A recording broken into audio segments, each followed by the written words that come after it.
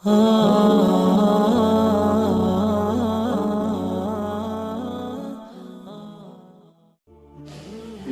اسلام پر پیدا ہوتا ہے۔ اللہ نے ہر انسان کی ایک فطرت بنائی ہے۔ پھر آقا صلی اللہ علیہ وسلم نے فرمایا وہ بچہ جب ماں باپ کے حوالے ہوتا ہے تو ماں باپ پھر اس کو ماحول کے اندر ڈالتے ہیں۔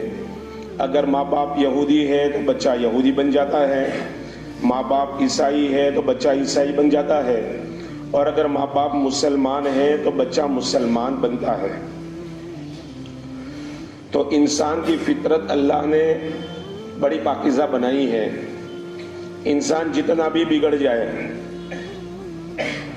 سنت و شریعت سے دور ہو جائے، اللہ کو پہچاننے سے انکار کر دے، نبی کی نبوت کا انکار کر دے، لیکن پھر بھی آخر وہ انسان ہے۔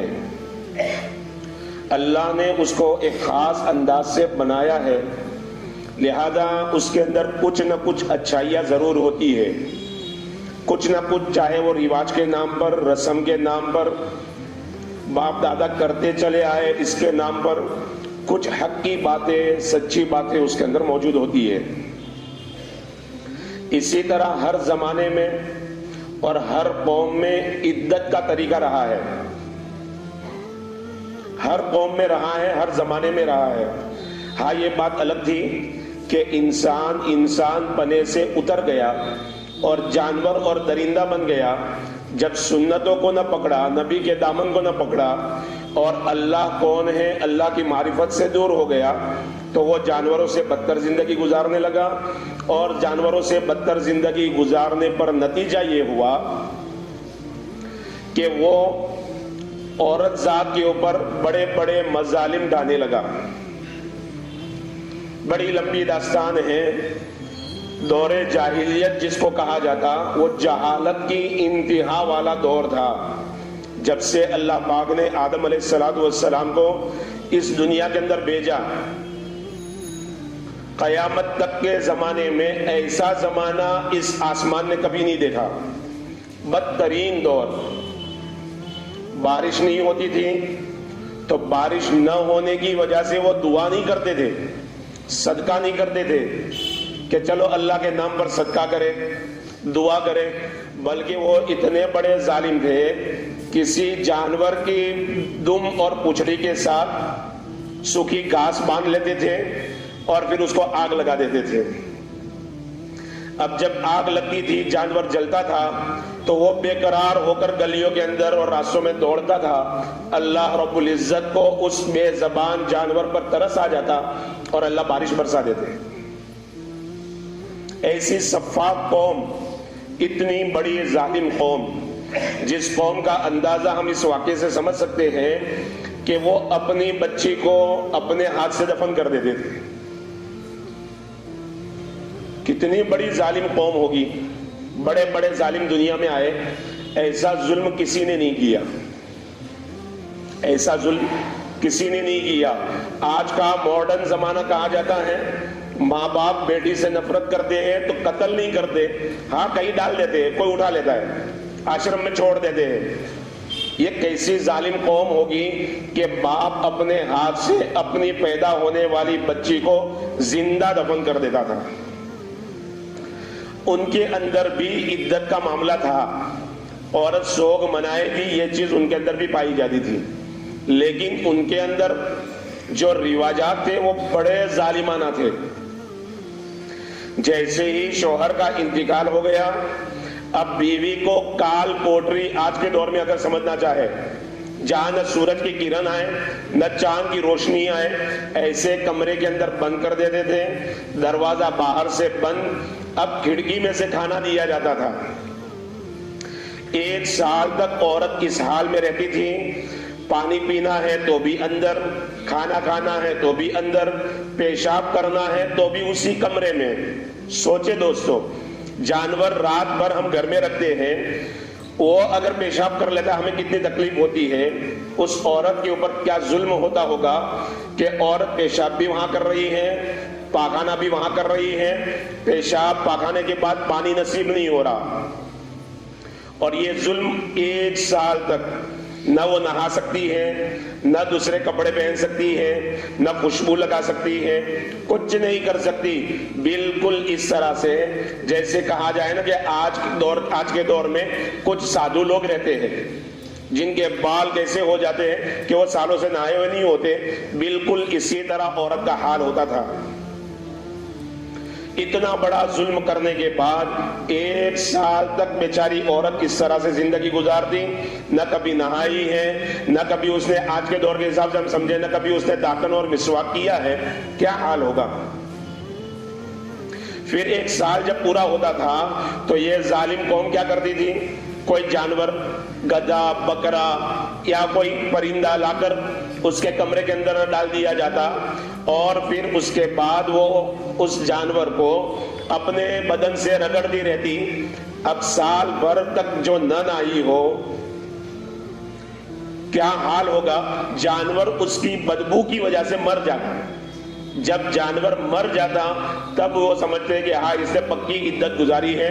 پھر دروازہ کھولا جاتا، اس کو باہر نکالا جاتا، گدھے پر بٹھایا جاتا، الٹا بٹھایا جاتا، یعنی گدھے کے سر کی طرف چہرہ نہیں، گدھے کی دم کی طرف، پچھڑی کی طرف اس کا چہرہ اس طرح بٹھایا جاتا. اس کے ہاتھ میں ٹوکری دی جاتی، اس کے اندر اونٹ کی اور بکروں کی مینگنیاں ڈالی جاتی. اب اس کو پورے گلیوں کے اندر گھمایا جاتا، وہ مینگنی ڈالتی جاتی، بچے ہنستے جاتے، مذاق اڑاتے جاتے. جب مینگنی ختم ہوتی تھی تب اس کی عدت پوری ہوتی تھی. اتنا بڑا ظلم دور جاہلیت میں عورت پر ہوتا تھا. دوسرے مذہبوں میں بھی ظلم رہا، ہمیں ان سے کوئی واسطہ نہیں، ہمیں تو ہمارے مذہب کی اچھائی کو سمجھنا ہے.